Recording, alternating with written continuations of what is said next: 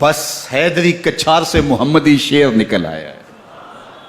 اب اوسان خطا ہو گئے، راستہ چھوڑ دیا، واپس آئے، سیدہ زینب سے ملے، کہا مدینے کو چھوڑنا پڑے گا.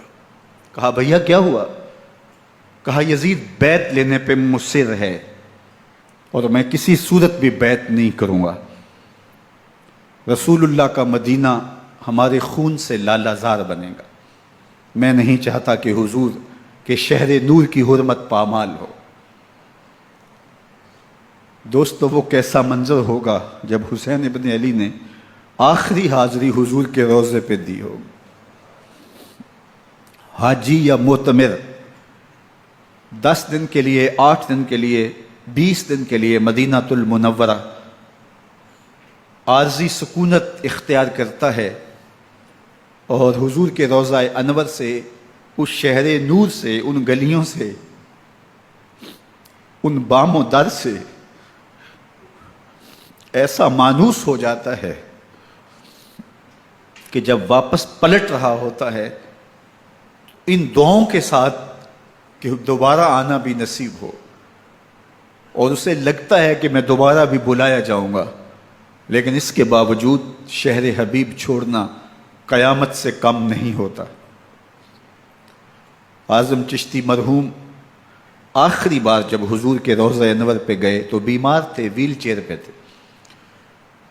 باب بقی سے باہر نکلے تو خادم سے کہا کہ میری ویل چیئر پیچھے سے کھینچو تاکہ میرا رخ روضہ انور کی طرف رہے.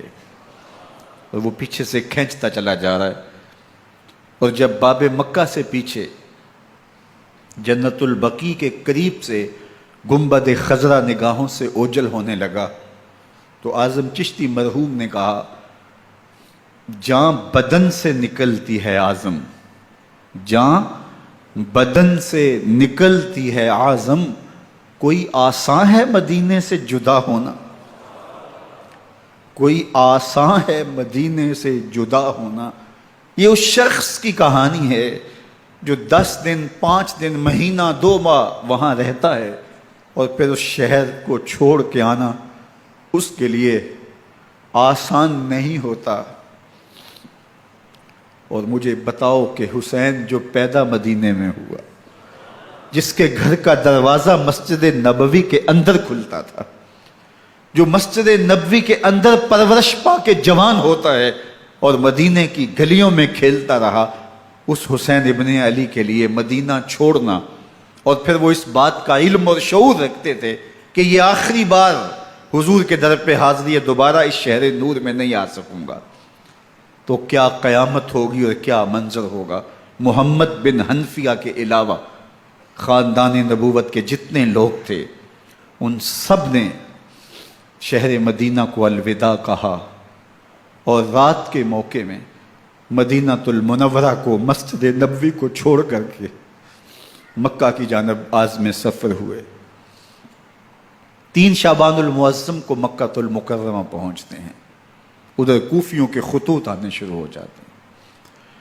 حضرت امام حسین رضی اللہ تعالیٰ عنہ مسلم بن عقیل رضی اللہ تعالیٰ عنہ کو صورتحال معلوم کرنے کے لیے بھیج دیتے ہیں.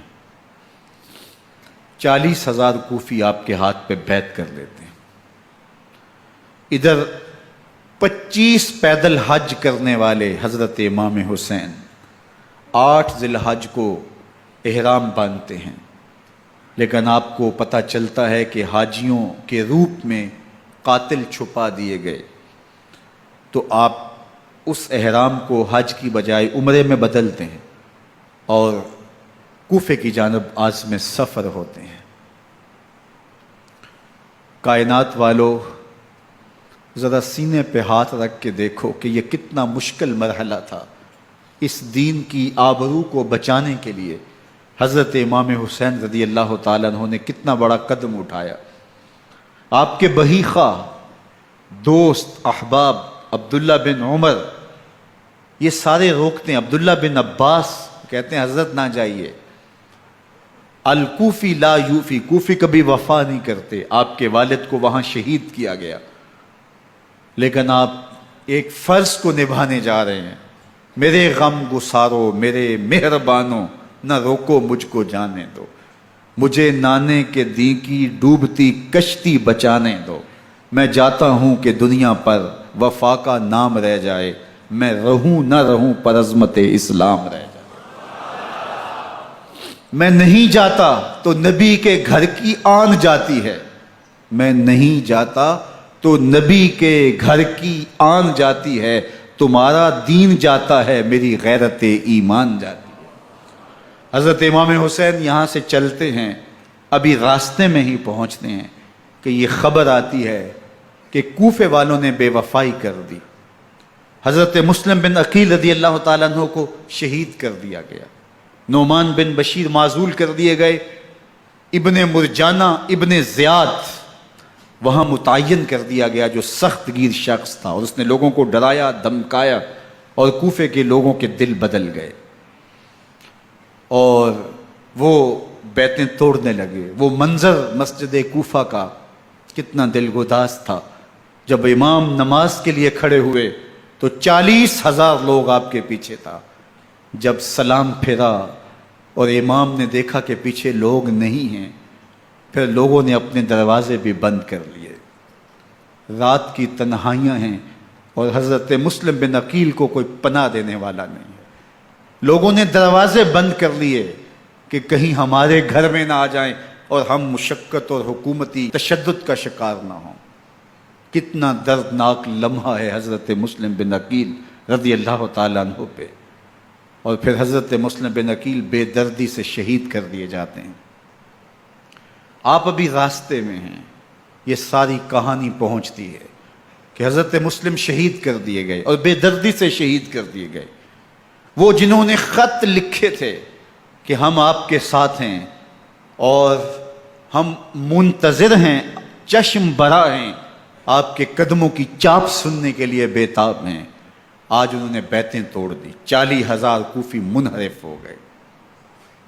مسجد کوفہ کا وہ منظر کس قدر روح کو تڑپا دینے والا تھا۔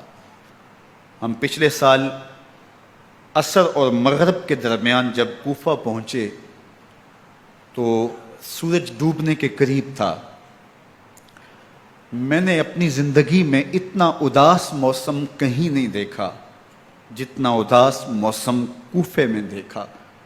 ایسے لگتا تھا جس طرح کوفے کی آب و ہوا آج بھی شرمندہ ہے۔ جو مسلم بن عقیل اور خاندان نبوت کے ساتھ اہل کوفہ نے کیا، حضرت امام حسین رضی اللہ تعالیٰ عنہ کو ان کے بہی خواہوں نے، اعزاء نے، اقربا نے، دوستوں نے، آوان و انصار نے، ساتھیوں نے کہا کہ حضرت حالات یکسر تبدیل ہو گئے، اب ہمیں مراجعت کر جانی چاہیے، واپس پلٹ جانا چاہیے۔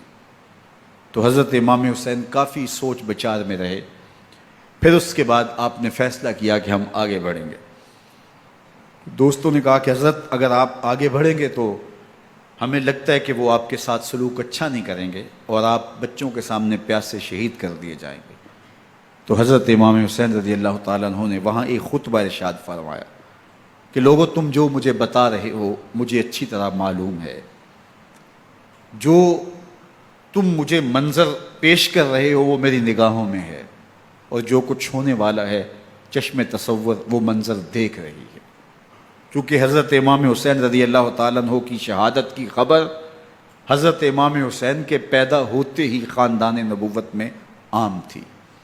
حضور علیہ الصلوۃ والسلام کو یہ بات جبریل امین نے آ کے بتائی تھی جب حسین ابن علی کے ساتھ حضور محبت کا اظہار کر رہے تھے، تو یہ جبریل امین نے آ کے کہا تھا حضور آپ کا یہ بیٹا ارض طف میں شہید کر دیا جائے گا، اور کربلا کی مٹی لا کے حضور کو دی اور ام سلمہ کو حضور نے عطا کر دی۔ حضرت ام سلمہ کہتی ہیں کہ ایک دن میں سوئی تو خواب دیکھا کہ حضور کے مبارک بال بکھرے ہوئے ہیں اور سخت پریشان ہیں، تو میں نے کہا کہ حضور آپ کی یہ کیا حالت ہے؟ وَبِيَدِهِ قَارُورَةٌ، اور حضور کے ہاتھ میں ایک شیشی ہے، فیہا دمن، جس کے اندر خون ہے۔ تو میں نے کہا حضور یہ کیا؟ فرمایا میں قتل گاہ حسین سے آ رہا ہوں اور یہ حسین ابن علی کا خون ہے۔ تو کہا 10 محرم کا دن تھا، دوپہر کا یہ منظر تھا، میں قیلولہ کر کے اٹھی، جب میں نے دیکھا تو وہ شیشی جس میں کربلا کی مٹی رکھی تھی وہ خون بن چکی تھی. تو یہ خبر پہلے دی گئی تھی، یہ بتا دیا گیا تھا. فرمایا میرے دوستو جو تم مجھے بتاتے ہو میں اس سے بے خبر نہیں ہوں، یہ سب کچھ ہونے والا ہے، لیکن اس کے باوجود میں کیوں جا رہا ہوں.